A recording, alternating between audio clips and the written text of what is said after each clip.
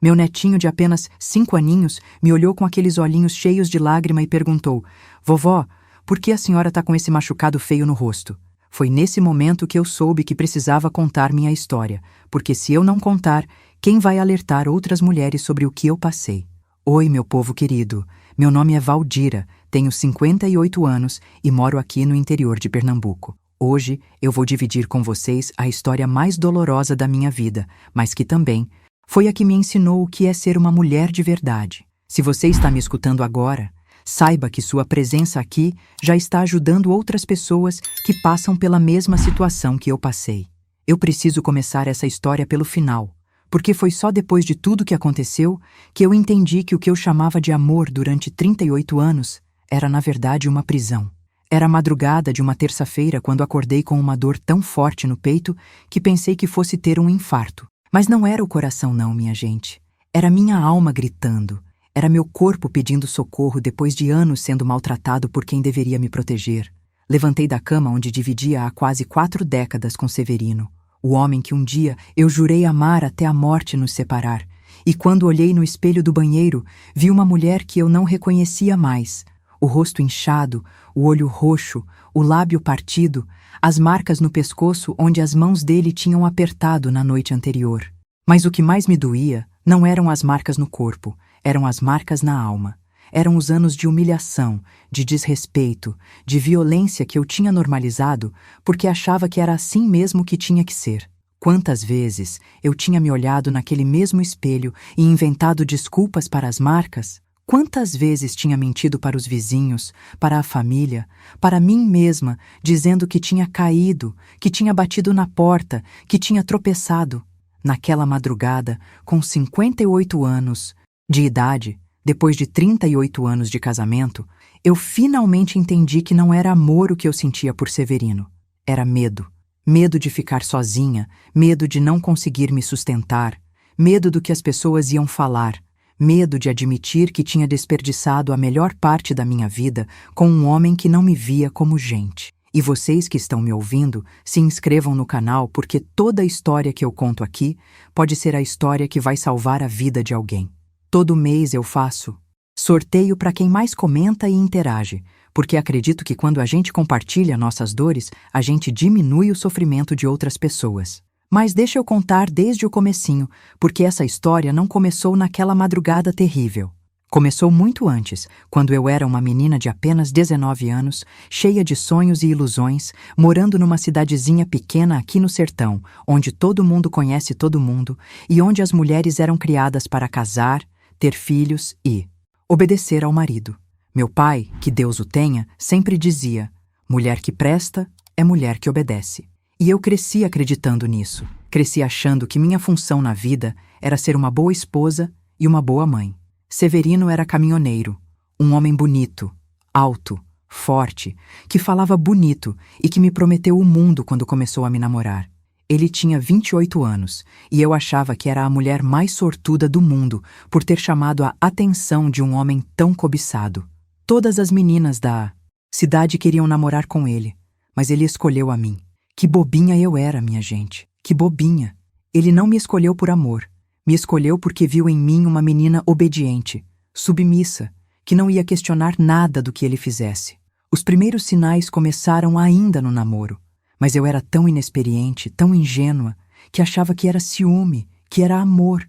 Ele não gostava que eu conversasse com outros rapazes, não gostava que eu saísse com as amigas, não gostava quando eu ria muito alto. Dizia que mulher direita não chama a atenção. E eu, que tinha sido criada para agradar, fui me moldando ao que ele queria. Parei de sair com as amigas, parei de conversar com outras pessoas. Comecei a falar mais baixo, a rir menos, a ser menos eu mesma. Quando ele me pediu em casamento, eu achei que era o dia mais feliz da minha vida. Minha mãe, coitada, ficou tão orgulhosa. Você conseguiu um bom partido, minha filha, ela dizia. Caminhoneiro ganha bem. Você não vai passar necessidade. E realmente, no começo, a vida financeira era boa. Severino ganhava bem com o caminhão.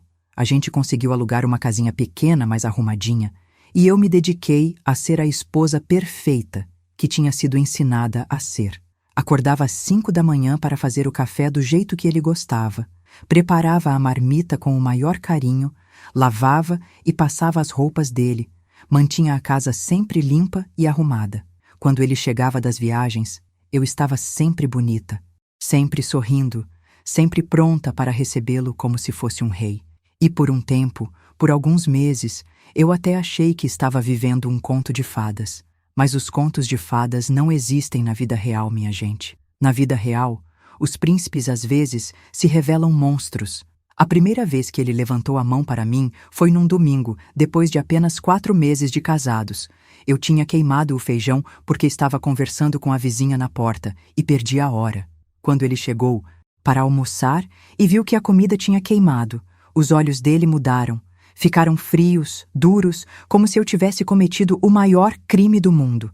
Você não serve nem para fazer uma comida direita, ele disse. E antes que eu pudesse pedir desculpas, senti a mão dele queimar no meu rosto. A dor foi menos que a surpresa, menos que a humilhação, menos que o medo que tomou conta de mim naquele momento.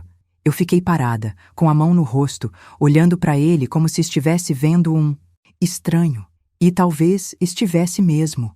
Talvez o homem gentil do namoro nunca tivesse existido de verdade. Da próxima vez, você pensa 2 vezes antes de ficar conversando com essas vagabundas da vizinhança, ele disse, e saiu para beber com os amigos como se nada tivesse acontecido.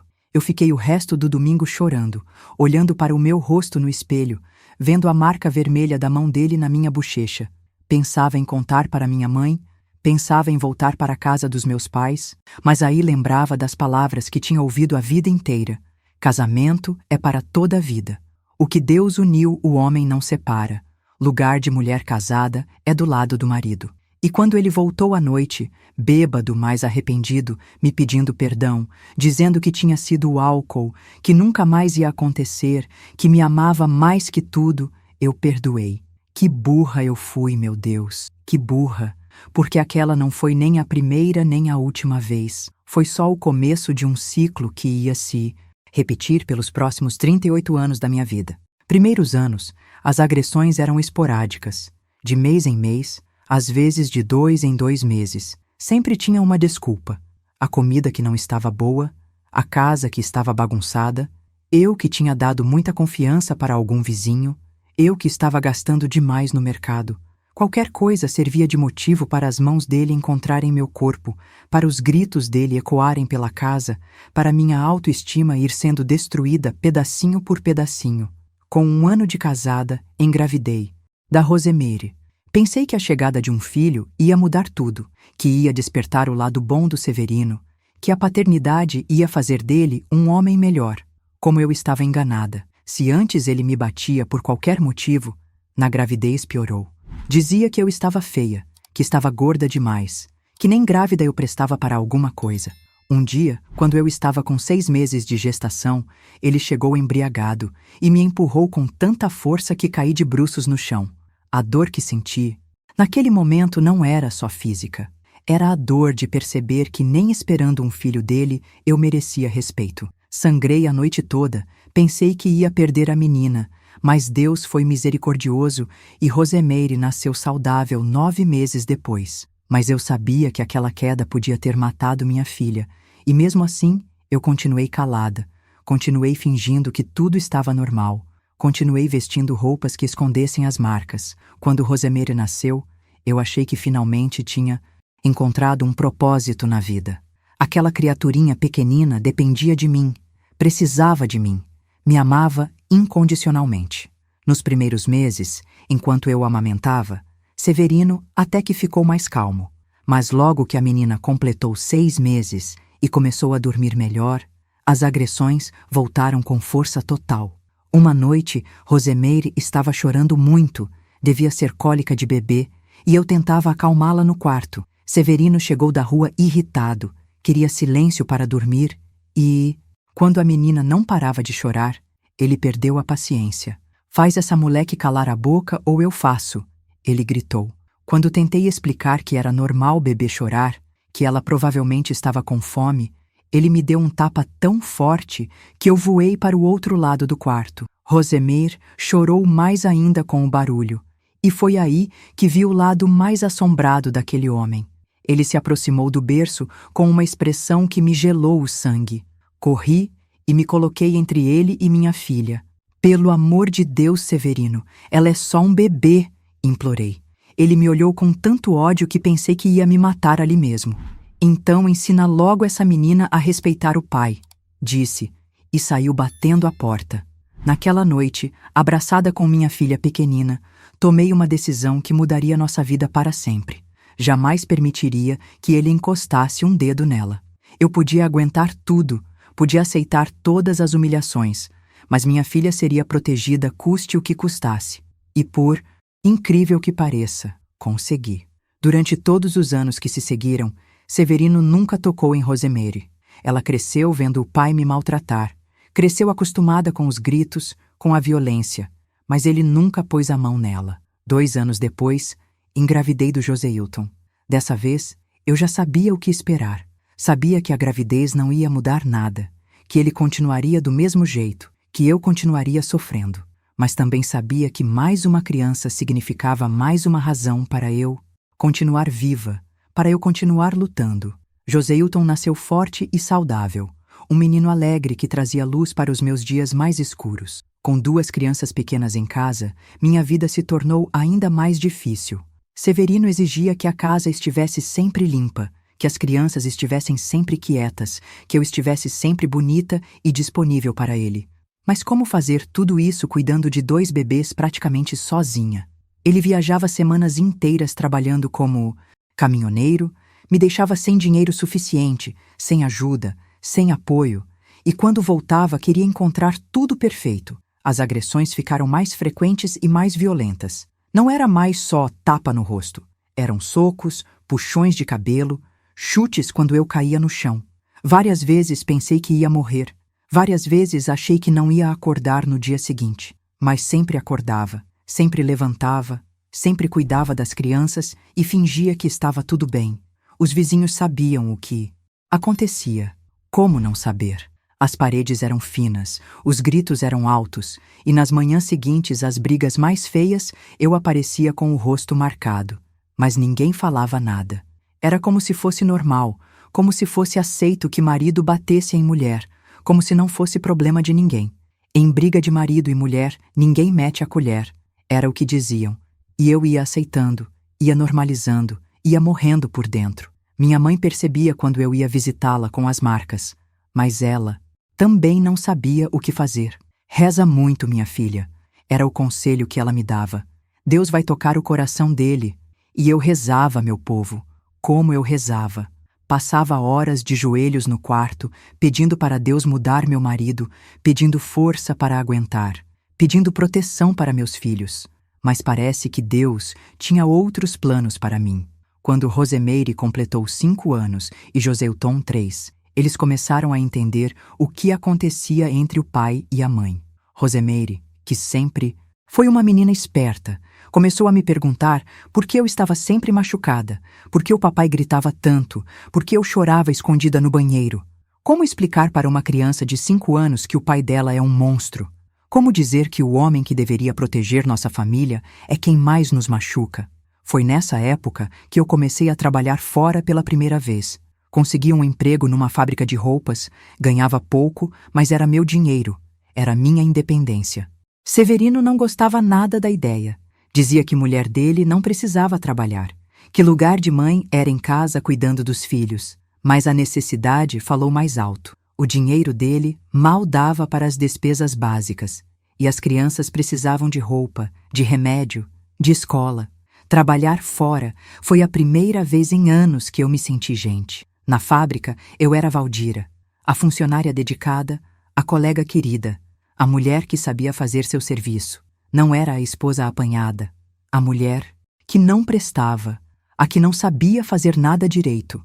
Comecei a conversar com outras mulheres, a ouvir outras histórias, a perceber que nem todas viviam do jeito que eu vivia. Se você está gostando da minha história e quer me ajudar a continuar contando histórias que podem salvar vidas, se inscreve aí no canal. É de graça e faz toda a diferença. Conta para mim também.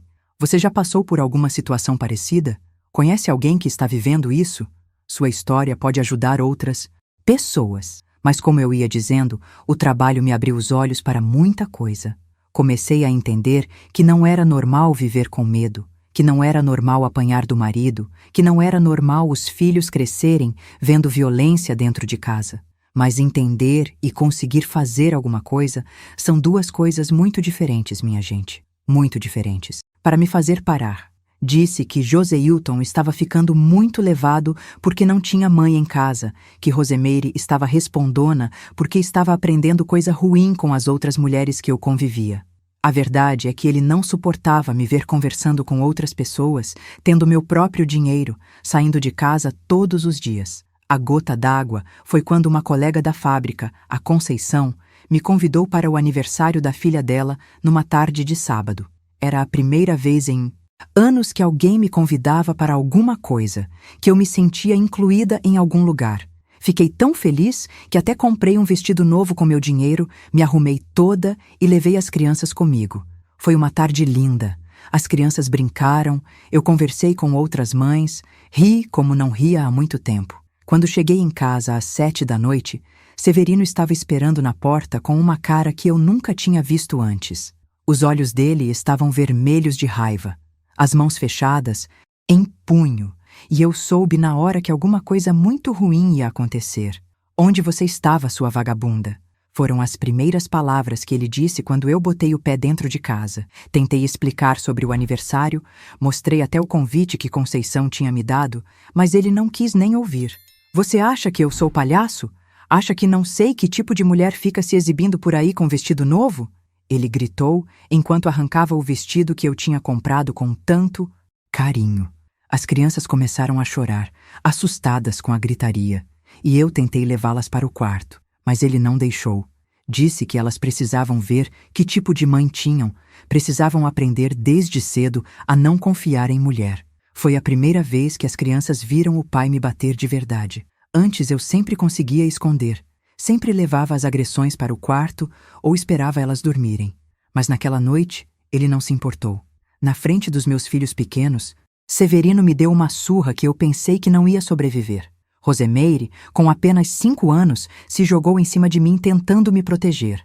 "Não bate na minha mãe!" Ela gritava, chorando desesperada. Joséilton, de 3 anos, se escondeu atrás do sofá, tremendo de medo. Foi vendo o terror nos olhos dos meus filhos que eu entendi que não era só a minha vida que estava sendo destruída. Era a infância deles, era a paz deles, era o futuro deles que estava sendo envenenado pela violência que eu permitia que acontecesse dentro de casa. Naquela noite, depois que Severino saiu para beber e as crianças finalmente dormiram, eu me olhei no espelho e não reconheci a mulher que estava ali. O rosto inchado, os olhos roxos, o lábio cortado, mas principalmente a alma morta, a esperança enterrada, a dignidade pisoteada. Aos 28 anos, eu já me sentia uma velha, uma mulher acabada, sem perspectiva, sem sonhos, sem força para lutar. No dia seguinte, Severino apareceu com flores e chocolates, como sempre fazia depois das surras mais violentas.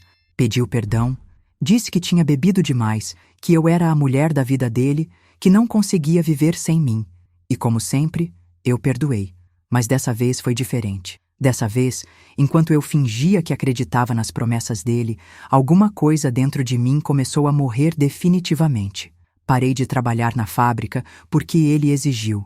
Voltei a ser apenas dona de casa, apenas mãe, apenas a mulher que apanhava calada. Mas as conversas que eu tinha tido com as outras mulheres ficaram na minha cabeça. Ficou a lembrança de como era ser tratada com respeito, de como era ter meu próprio dinheiro, de como era sair de casa sem ter que dar satisfação. Os anos que se seguiram foram os piores da minha vida. Severino ficou mais controlador, mais violento, mais possessivo. Não podia conversar com o vizinho, não podia sair para fazer compra sozinha, não podia nem ir na casa da minha mãe sem ele junto. Vivia como uma prisioneira na minha própria casa, sempre pisando em ovos, sempre tentando adivinhar o humor dele para evitar as surras. As crianças cresceram nesse ambiente de terror. Rosemeire se tornou uma menina calada, sempre preocupada, sempre tentando me proteger. Joséilton desenvolveu gagueira de tanto nervoso. Vivia fazendo xixi na cama porque tinha pesadelos com o pai gritando. Várias vezes pensei em fugir com eles, em pegar um ônibus para bem longe. Mas como? Não. Tinha dinheiro. Não tinha para onde ir. Não conhecia ninguém que pudesse me ajudar. Minha família também não ajudava muito. Minha mãe sempre dizia que casamento era cruz, que mulher tinha que carregar, que Deus dava o fardo conforme a força de cada um. Meu pai achava que eu devia ser mais obediente, mais submissa, que se eu fosse uma esposa melhor, Severino não precisaria me corrigir. Meus irmãos fingiam que não viam nada, que não era problema deles. Quando Rosemeire completou 10 anos e Joseilton 8, eles começaram a entender melhor o que acontecia em casa. Rosemeire me perguntou uma vez se todas as mães apanhavam dos pais, se era normal marido bater em mulher. Quando eu disse que não, que nem toda a família vivia assim, ela me perguntou por que a gente não saía de casa. Como explicar para uma criança de 10 anos que a mãe dela não tem coragem de lutar pela própria vida? Foi nessa época que Severino começou a beber mais pesado. Antes, ele bebia só nos fins de semana, só quando saía com os amigos. Mas depois dos 40 anos, ele começou a chegar bêbado em casa quase todo dia. E quando bebia, ficava ainda mais agressivo, ainda mais cruel, ainda mais perigoso. Uma noite, ele chegou tão embriagado que mal conseguia ficar em pé. Eu estava na cozinha lavando a louça do jantar quando ele entrou cambaleando, falando coisas sem sentido. De repente, do nada, ele pegou um prato que estava secando e jogou na minha cabeça. O prato quebrou. Um caco cortou minha testa e o sangue começou a escorrer no meu rosto. Rosemeire viu tudo. Estava fazendo a lição na mesa da cozinha quando aconteceu. O grito de horror que ela deu naquela noite ainda ecoa na minha cabeça até hoje.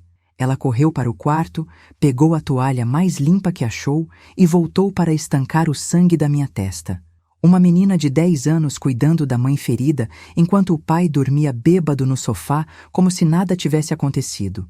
Naquela madrugada, segurando minha filha que não parava de chorar, eu prometi para mim mesma que um dia, de algum jeito, ia tirar meus filhos daquela situação. Não sabia como, não sabia quando, mas sabia que não podia continuar para sempre. Eles não mereciam crescer vendo violência. Não mereciam achar que aquilo era normal. Não mereciam ter a infância roubada por causa da minha covardia. Mas prometer é uma coisa. Conseguir cumprir é outra muito diferente. Principalmente quando você não tem dinheiro, não tem apoio, não tem para onde ir. Principalmente quando você foi condicionada a vida inteira a acreditar que seu valor como mulher dependia de ter um marido, mesmo que esse marido fosse seu carrasco. Os próximos anos passaram numa rotina de sofrimento que parecia não ter fim. Severino bebia, me batia, as crianças sofriam, eu tentava proteger elas como podia, e no dia seguinte tudo recomeçava. Era como viver num círculo vicioso que sugava toda a minha energia, toda a minha esperança, toda a minha vontade de viver. Via o pai me bater e não podia fazer nada para me defender. Várias vezes tentou se meter nas brigas, mas eu sempre o impedia. Tinha medo que Severino fizesse mal ao menino. Tinha medo que a violência se voltasse contra ele também.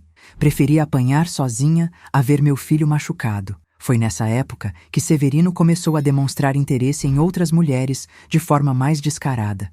Chegava em casa cheirando a perfume barato, com marcas de batom na camisa, às vezes até com bilhetinhos no bolso que eu achava quando ia lavar a roupa. No começo, confesso que até senti um alívio. Pensei que se ele tivesse outras mulheres, talvez me deixasse em paz, talvez parasse de descontar em mim todas as frustrações dele. Mas não foi bem assim que aconteceu. Severino continuava me agredindo, só que agora acrescentava humilhações sobre como eu era feia, como eu não prestava nem para ele ter vontade, como outras mulheres eram melhores que eu em tudo. Cada palavra era como uma facada na alma, principalmente porque depois de tantos anos de violência, eu já tinha começado a acreditar que realmente não prestava para nada. Uma tarde, eu estava estendendo roupa no quintal quando a vizinha do lado, Dona Maria, pulou a cerca para conversar comigo. Ela era uma mulher mais velha, viúva, que sempre foi muito observadora. Valdira, ela disse baixinho, olhando para os lados. Eu sei que não é da minha conta, mas eu não aguento mais ver o que esse homem faz. Com você. Fiquei sem reação. Era a primeira vez em 20 anos que alguém falava abertamente sobre a violência que eu sofria. Tentei negar, dizer que estava tudo bem, mas ela me interrompeu. Menina, você acha que eu sou cega?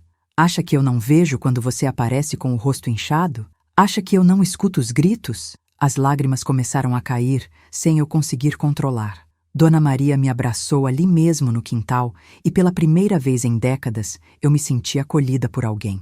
Você precisa sair dessa situação, minha filha, ela disse. Você ainda é nova, tem vida pela frente, e essas crianças não merecem crescer vendo isso. Quando ela falou das crianças, alguma coisa despertou dentro de mim.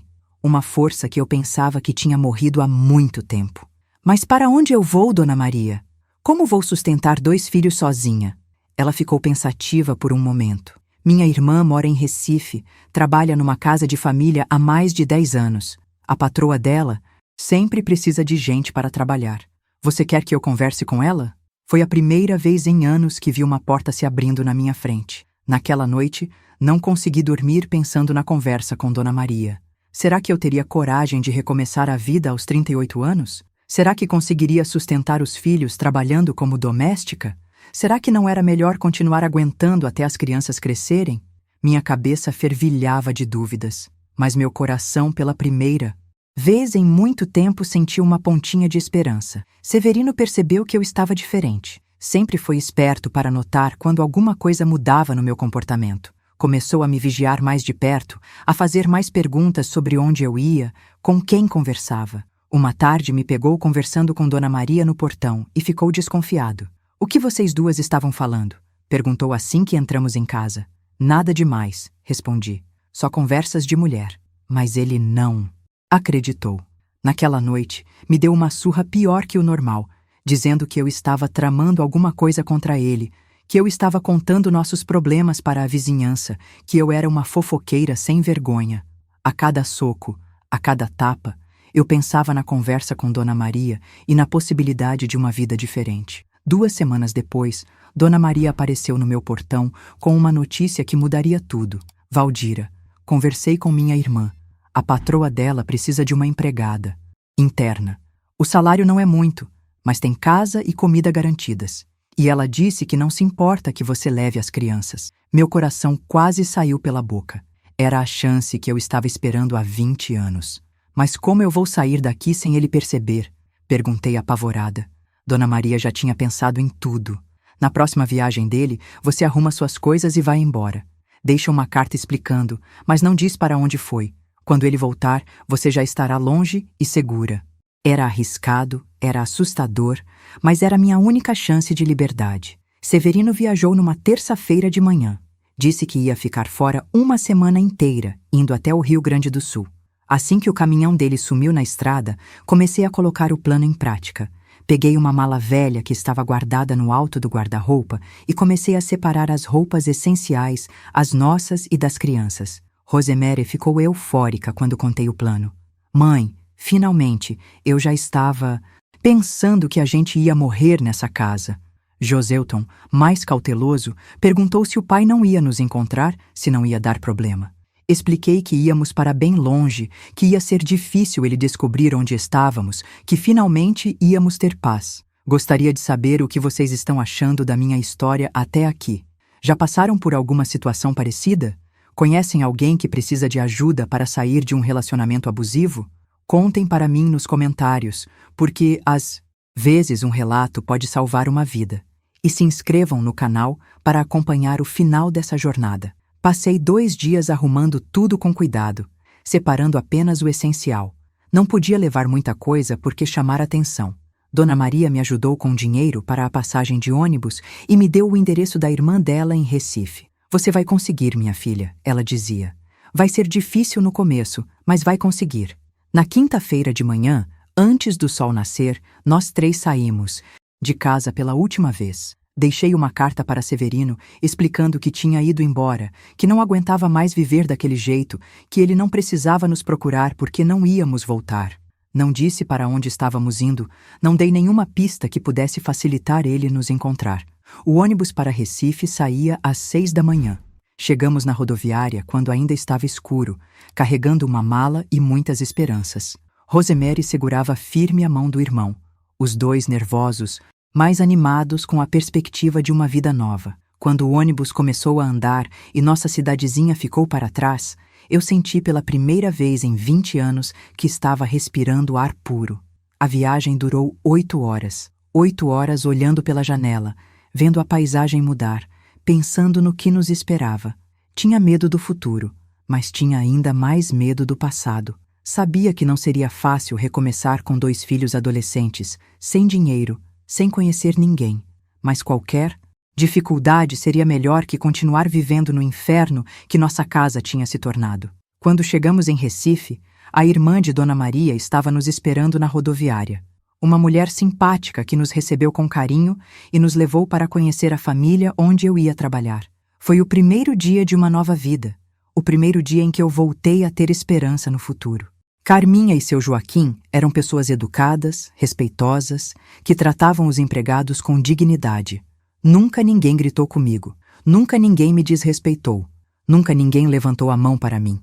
Nos primeiros meses, eu até estranhava tanta gentileza. Ficava esperando alguma pegadinha, alguma violência, que nunca veio. Rosemeir e Joseilton se adaptaram bem à vida na capital. Consegui matriculá-los numa escola pública perto da casa onde trabalhávamos, e pela primeira vez em anos, vi meus filhos sorrirem de verdade. Não havia mais medo em casa, não havia mais gritos, não havia mais violência. Eles podiam ser crianças normais, podiam brincar sem se preocupar se o barulho ia incomodar alguém. O trabalho como doméstica interna não era fácil, mas era honesto e me dava teto, comida e um salário pequeno, porém garantido. Acordava às 5 da manhã para preparar o café da família, limpava a casa, cozinhava, lavava e passava roupa. Trabalhava muito, mas trabalhava em paz. Ninguém me xingava, ninguém me humilhava, ninguém me batia por qualquer motivo. Nos primeiros 6 meses em Recife, vivi com medo constante que Severino aparecesse para nos buscar. Qualquer barulho estranho à noite me fazia pular da cama assustada. Qualquer homem alto na rua me fazia desviar o caminho. Mas os meses foram passando e ele nunca apareceu. Provavelmente nem tentou nos procurar. Deve ter achado até bom se livrar da mulher que não prestava e dos filhos que só davam trabalho. Rosemary, aos 16 anos, arranjou um trabalho de meio período numa loja de roupas. Era uma menina responsável, estudiosa, que queria ajudar nas despesas de casa. Ficava dividida entre a escola de manhã e o trabalho à tarde, mas estava feliz. Mãe, aqui eu posso sonhar, ela me disse uma vez. Posso pensar em ser alguém na vida, em estudar, em ter profissão. Joseilton demorou mais para se adaptar. Aos 14 anos, carregava muita raiva do pai, muita revolta por tudo que tínhamos passado. Várias vezes o vi chorando escondido. Várias vezes tentou brigar na escola com meninos que implicavam com ele. Levei meses conversando, explicando que a violência não resolve nada, que ele não podia se tornar igual ao pai. Um dia, Joseilton chegou da escola com o rosto machucado. Tinha brigado com um colega que fez piada sobre ele não ter pai. Quando perguntei por que tinha reagido daquele jeito, ele explodiu. Eu tenho pai sim, mãe. Tenho um pai que é um desgraçado que batia na senhora todo dia. Foi a primeira vez que ele falou abertamente sobre o trauma que carregava. Naquela noite, sentei com meus 2 filhos na cozinha da casa onde trabalhávamos e tivemos a conversa mais honesta das nossas vidas. Pedi perdão por ter demorado tanto para tirar eles daquela situação. Expliquei que não sabia como sair antes, que tinha medo de não conseguir sustentar eles sozinha. Rosemary me abraçou e disse que entendia, que sabia que eu tinha feito o melhor que podia. Joseilton demorou mais para perdoar. Por que a gente aguentou tanto tempo, mãe? Por que a senhora deixava ele fazer aquilo? Não sabia o que responder. Como explicar para um adolescente a complexidade de um relacionamento abusivo? Como explicar o medo, a dependência financeira, a falta de opções, a crença de que não merecia coisa melhor? Filho, eu disse, escolhendo as palavras com cuidado. Às vezes a gente demora para entender que merece ser tratado com respeito. Às vezes a gente aceita coisa ruim porque acha que é o que merece. Mas agora eu sei que merecia melhor, que vocês mereciam melhor, e por isso estamos aqui. Com o tempo, nossa vida em Recife foi se estabilizando.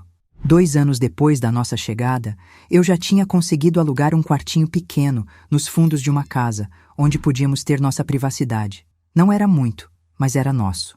Era o primeiro lugar que eu podia chamar de lar desde que tinha saído da casa dos meus pais para me casar.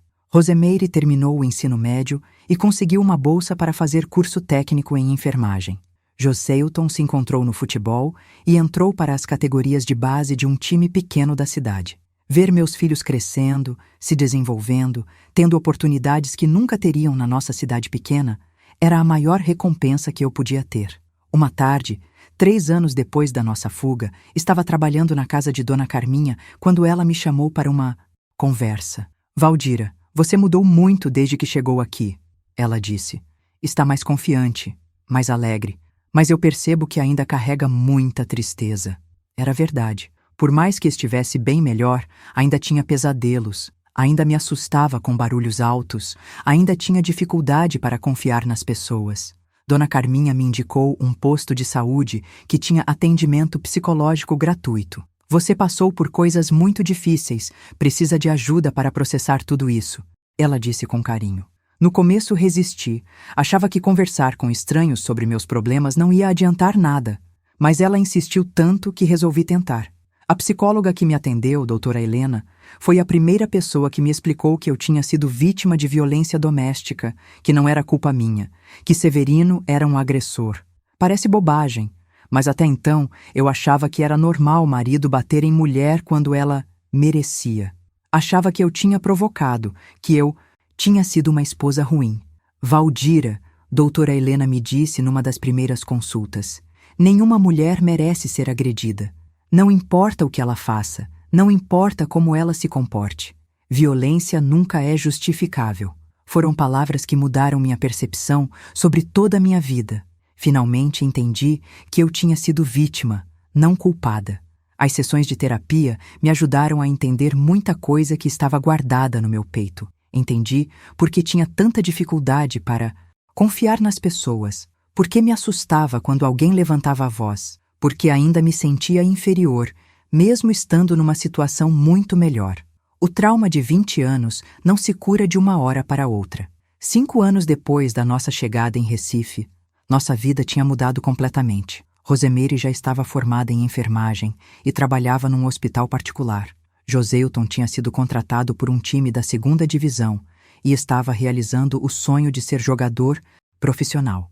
Eu continuava trabalhando como doméstica, mas agora tinha minha própria casa, pequena, mas nossa. Foi nessa época que recebemos a primeira notícia da nossa cidade natal em 5 anos. Dona Maria, nossa antiga vizinha, conseguiu nosso endereço através da irmã dela e nos escreveu uma carta.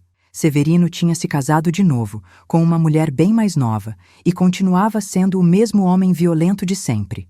A nova esposa já tinha aparecido várias vezes machucada, mas como eu não tinha coragem de denunciar. Ler aquela carta me deixou com sentimentos contraditórios. Por um lado, sentia alívio por ter saído daquela situação. Por outro, sentia pena da mulher que estava passando pelo mesmo que eu passei. Quis escrever para ela, quis contar minha história, quis oferecer ajuda, mas Rosemeire me fez ver que não adiantaria. Mãe, cada uma tem que encontrar sua própria força para sair, ela disse. Naquela noite, olhando para meus filhos já crescidos, já independentes, já realizados, eu entendi que tinha tomado a decisão certa. Podia ter saído antes, podia ter poupado anos de sofrimento para todos nós, mas o importante é que saí. O importante é que tive coragem de recomeçar, de lutar por uma vida melhor, de mostrar para meus filhos que sempre há uma saída.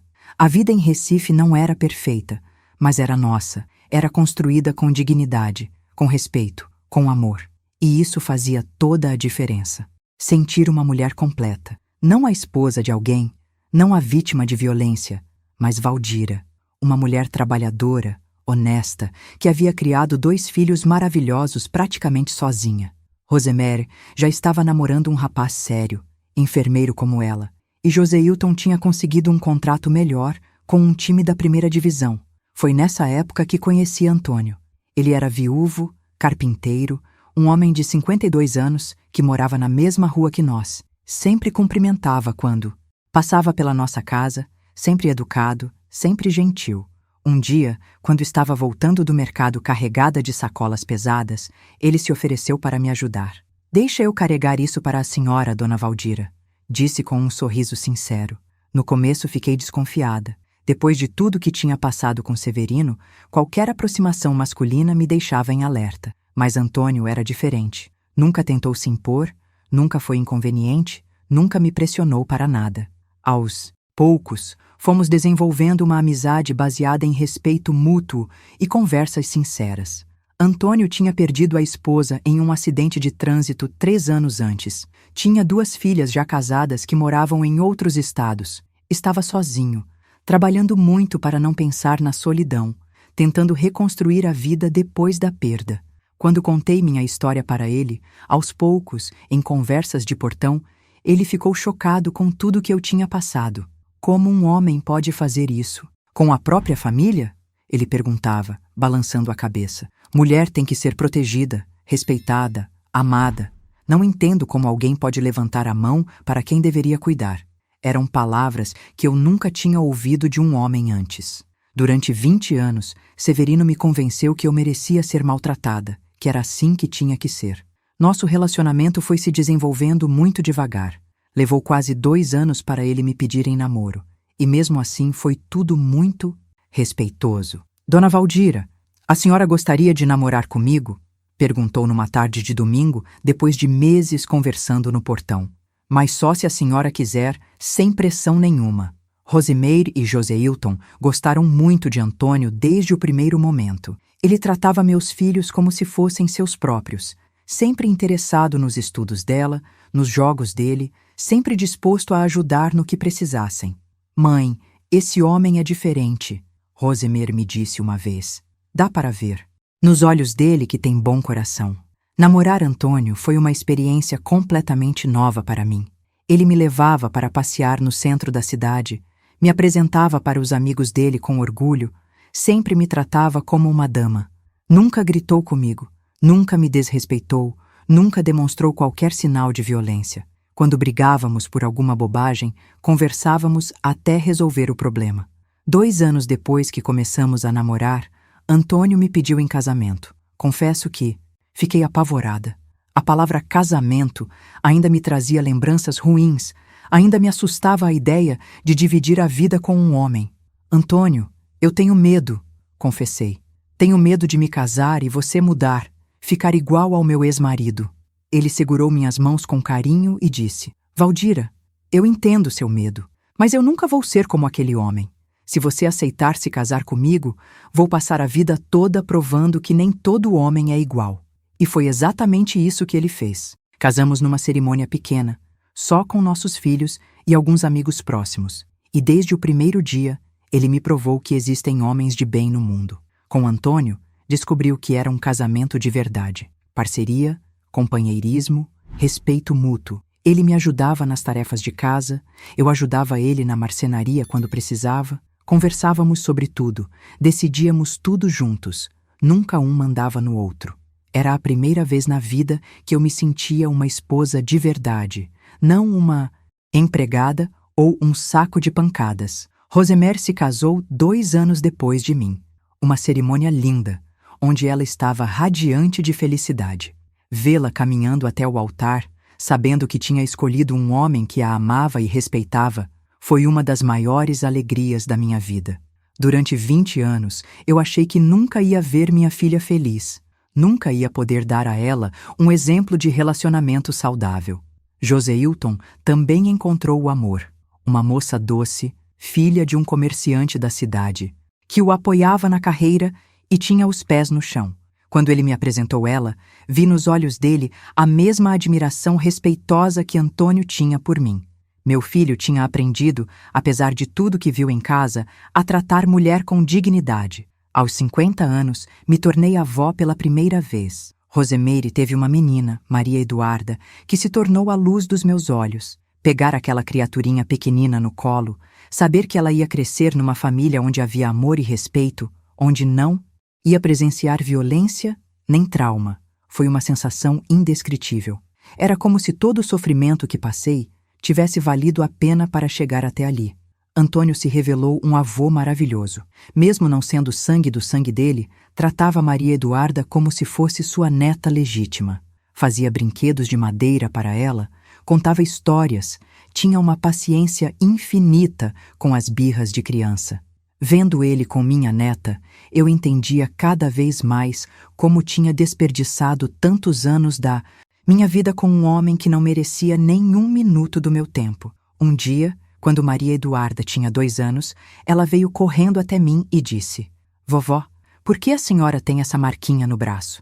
Era uma cicatriz antiga, de uma das surras que Severino tinha me dado, uma marca que o tempo nunca conseguiu apagar completamente. Olhei para aquela criança inocente e pensei em como explicar que existem pessoas más no mundo. "Às vezes as pessoas se machucam, minha netinha", respondi. "Mas depois ficam curadas e ficam mais fortes." Ela acenou com a cabecinha e saiu correndo para brincar. Naquele momento, decidi que minha neta nunca saberia dos detalhes da minha história. Para ela, eu seria apenas a vovó Valdira que fazia bolo gostoso e contava histórias bonitas. Joseilton também se casou e me deu mais 2 netos, João Pedro e Ana Clara. Minha casa, que durante tantos anos foi um lugar de tristeza e medo, se tornou o ponto de encontro da família nos domingos. Os netos brincavam no quintal, os filhos conversavam na sala, Antônio assava carne na churrasqueira e eu preparava as comidas que todos gostavam. Eram momentos que eu guardava no coração como tesouros. Durante 20 anos, achei que nunca ia ter uma família feliz, nunca ia conhecer a paz, nunca ia ver meus filhos realizados. E ali estava eu, aos 52 anos, cercada de amor, de carinho, de respeito. Tinha conseguido quebrar o ciclo de violência, tinha conseguido mostrar para meus filhos que existia outra forma de viver. Às vezes, nas noites mais silenciosas, quando todos já tinham ido embora e eu ficava sozinha com Antônio assistindo televisão, eu pensava em todas as mulheres que ainda estavam presas em relacionamentos violentos. Pensava em quantas Valdiras existiam por aí, apanhando caladas, criando filhos no meio da violência, achando que não tinham saída. Foi por isso que resolvi contar minha história, para que outras mulheres saibam que sempre há uma saída, sempre há uma chance de recomeçar, sempre há esperança. Por mais que pareça impossível, por mais que o medo pareça maior que a coragem, sempre existe um caminho para a liberdade. Uma biblioteca pequena, feita sob medida, com gavetas secretas onde eu podia guardar meus tesouros mais preciosos. "É para a senhora guardar suas memórias boas", ele disse, emocionado, "para esquecer de vez o passado ruim e focar só no que faz bem para o coração." Naquele momento, olhando para aquele presente feito com tanto amor, eu entendi que tinha encontrado o verdadeiro significado da palavra lar. Não era só um lugar onde você mora, mas onde você é amada e respeitada. Dentro da biblioteca, comecei a guardar as cartas que meus netos me escreviam, as fotos da família, os desenhos que eles faziam para mim. Cada lembrança boa tinha seu cantinho especial. Era como se estivesse construindo um museu da felicidade, depois de tantos anos vivendo um pesadelo que parecia não ter fim. Foi nessa época que recebi uma ligação que me deixou abalada. Era da delegacia da minha cidade natal. Severino havia sido preso por agredir gravemente a terceira esposa. A coitada estava internada no hospital em estado grave, e ele finalmente ia responder pelos crimes que cometia há décadas. O delegado queria saber se eu gostaria de prestar depoimento sobre as agressões que sofri. Fiquei dividida. Por um lado, queria que ele pagasse por tudo que fez comigo e com meus filhos. Por outro, tinha medo de reviver aquela fase horrível da minha vida. Conversei com Antônio, que me apoiou em qualquer decisão que eu tomasse. "Se você acha que vai te fazer bem, vai lá. Mas se acha que vai te fazer mal, não precisa se martirizar mais", ele disse. Rosemeire e Joseilton ficaram revoltados quando souberam da prisão do pai. "Ele merecia estar preso há muito tempo", disse Rosemeire. "Quantas mulheres ele ainda machucou depois que saímos de lá?" Joseilton estava mais preocupado comigo. "Mãe, a senhora não precisa falar com essa gente. A vida da senhora está boa agora. Para que mexer com isso?" Depois de muito pensar, decidi prestar o depoimento. Não por vingança, mas porque outras mulheres mereciam justiça. Se minha história pudesse ajudar a colocar aquele homem atrás das grades, valeria a pena enfrentar os fantasmas do passado mais uma vez. A viagem de volta para minha cidade natal foi emocionante. Antônio fez questão de me acompanhar, mesmo eu dizendo que podia ir sozinha. Esposa minha não enfrenta coisa difícil sozinha, ele disse, segurando minha mão durante toda a viagem de ônibus. Ver a paisagem familiar depois de 15 anos e trouxe lembranças que eu pensava ter enterrado para sempre. Na delegacia, o delegado que me atendeu foi muito respeitoso. Contei tudo o que me lembrava das agressões, dos anos de terror, do medo constante que vivíamos em casa. Ele anotava tudo com cuidado e às vezes balançava a cabeça, indignado com as coisas que eu relatava. A senhora foi muito corajosa, ele disse no final. Mulheres como a senhora inspiram outras a denunciar. Depois de prestar o depoimento, passei na casa de Dona Maria, minha antiga vizinha que tinha me ajudado a fugir. Ela estava mais velha, mas com a mesma energia de sempre. Chorou quando me viu, me abraçou como se eu fosse filha dela. Valdira, como você está bonita, como está bem, ela dizia, sem parar de sorrir. Dona Maria me contou que tinha acompanhado a trajetória de Severino ao longo dos anos. Depois que eu fui embora, ele ficou uns meses sozinho, bebendo ainda mais, deixando a casa virar um chiqueiro. Depois se juntou com uma mulher mais nova que também começou a apanhar. Quando essa saiu, veio outra e depois outra. Sempre o mesmo padrão.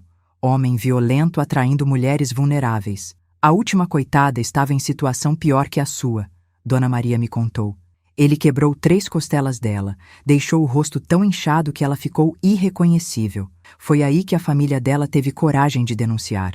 Graças a Deus esse homem finalmente vai pagar pelo que fez. Voltamos para Recife no dia seguinte. Durante a viagem, me senti em paz por ter feito a coisa certa.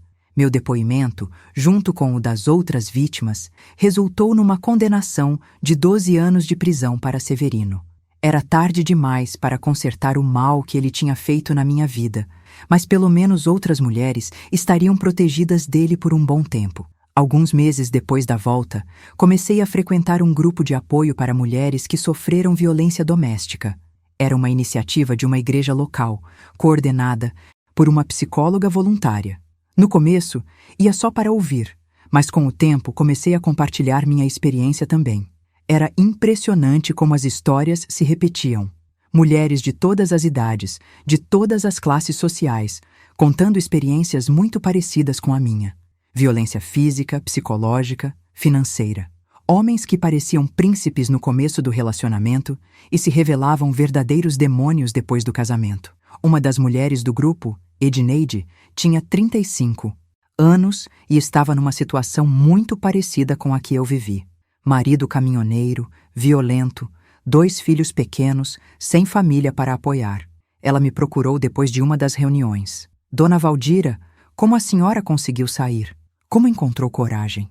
As lágrimas escorriam pelo rosto dela enquanto falava. Sentei com Edneide e contei minha história completa. Como era o medo, como era a sensação de não ter saída, como foi difícil tomar a decisão de partir.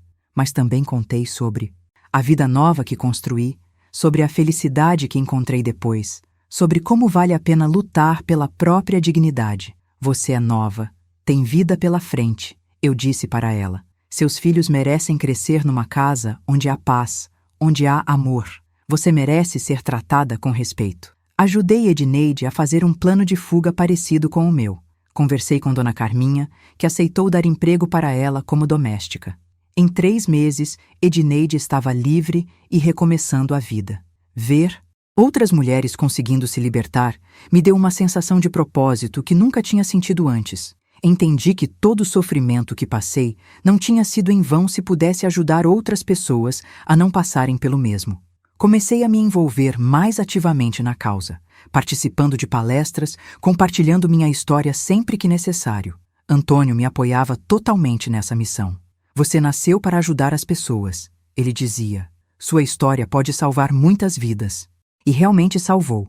Ao longo dos anos, ajudei diretamente mais de 20 mulheres a saírem de relacionamentos abusivos. Algumas conseguiram reconstruir a vida completamente. outras ainda estão lutando, mas todas saíram da situação de violência. Meus netos cresceram ouvindo histórias sobre a importância de tratar todas as pessoas com respeito. Maria Eduarda, aos 8 anos, já dizia que quando crescesse ia ajudar mulheres tristes como a vovó ajuda. João Pedro e Ana Clara, mesmo pequenos, entendiam que vovó Valdira era uma pessoa especial que cuidava de quem precisava. Aos 58 anos, olho para trás e vejo uma jornada que começou no inferno e chegou ao paraíso. Não foi fácil, não foi rápido, mas foi possível. E se foi possível para uma mulher simples do interior como eu, pode ser possível para qualquer uma. O importante é nunca desistir de acreditar que merece coisa melhor. A vida me ensinou que não existe idade para recomeçar. Não existe situação tão ruim que não possa ser mudada. Não existe sonho tão distante que não possa ser alcançado. Basta ter coragem de dar o primeiro passo, mesmo que seja pequeno, mesmo que seja assustador. Aprendeu o próprio valor. Uma mulher que descobriu que nunca é tarde para ser feliz. Antônio e eu acabamos de completar 10 anos de casamento. 10 anos de companheirismo, de respeito, de amor verdadeiro. Ele ainda me surpreende todos os dias com pequenos gestos de carinho. Um café na cama, uma flor colhida no quintal, um abraço sem motivo aparente. Valdira, cada dia ao seu lado é um presente, ele me disse ontem, e eu ainda me emociono quando ouço essas palavras. Rosemeire hoje é chefe de enfermagem do hospital onde trabalha. Uma mulher forte, independente, que criou minha neta Maria Eduarda com muito amor e sabedoria. Ver minha filha comandando uma equipe, sendo respeitada pelos colegas, realizada na profissão, é uma das minhas maiores alegrias. Ela quebrou todos os ciclos ruins que poderiam ter se perpetuado na nossa família. Joseilton se aposentou do futebol aos 35 anos e hoje tem uma escolinha de esporte para crianças carentes. Ensina mais que futebol. Para aqueles meninos, ensina respeito, disciplina, como tratar as pessoas com dignidade. Sempre que vou visitá-lo na escolinha, vejo o carinho que as crianças têm por ele. Meu filho se tornou o homem que eu sempre sonhei que ele fosse. O grupo de apoio para mulheres vítimas de violência cresceu muito ao longo dos anos. Hoje atendemos mais de 50 mulheres por mês. Temos parcerias com a prefeitura, com ONGs, com empresas que oferecem trabalho para quem está recomeçando a vida. Me tornei coordenadora voluntária do projeto, e essa se tornou minha missão de vida. Na semana passada, uma menina de apenas 19 anos chegou no grupo, grávida, com o rosto todo machucado, tremendo de medo. A história dela me lembrou tanto da minha própria juventude que doeu no peito. Marido violento, família que não apoiava, sem dinheiro, sem perspectiva. Sentei com ela e falei a mesma coisa que gostaria que alguém tivesse falado comigo 40 anos atrás. Filha, você não merece isso. Nenhuma mulher merece. E você pode sair dessa situação sim. É difícil, é assustador, mas é possível. Olha para mim. Eu saí com 38 anos, 2 filhos, sem dinheiro, sem conhecer ninguém. Se eu consegui, você também consegue. Os olhos dela se encheram de esperança pela primeira vez em meses. Hoje essa menina, Mariana, trabalha numa loja do centro, mora num quartinho alugado com o bebê, está fazendo curso à noite para ser auxiliar administrativo. Não é uma vida fácil, mas é uma vida digna. É uma vida onde ela e o filho dela dormem em paz, onde não há gritos, onde não há violência. E isso vale mais que qualquer luxo do mundo. Recentemente, recebi uma notícia que mexeu muito comigo. Severino morreu na prisão. Infarto. Aos 71 anos. Quando Rosemeire me contou, esperava sentir alguma coisa. Alívio, satisfação, tristeza. Mas não senti nada. Era como se ele já tivesse morrido para mim há muito tempo, desde o dia que saí daquela casa pela última vez. Mãe, como a senhora se sente? Joseilton perguntou quando soube da notícia. Pensei um pouco antes de responder. Filho, seu pai morreu para mim há 20 anos. O homem que morreu na prisão era um estranho que eu conheci uma vez, muito tempo atrás.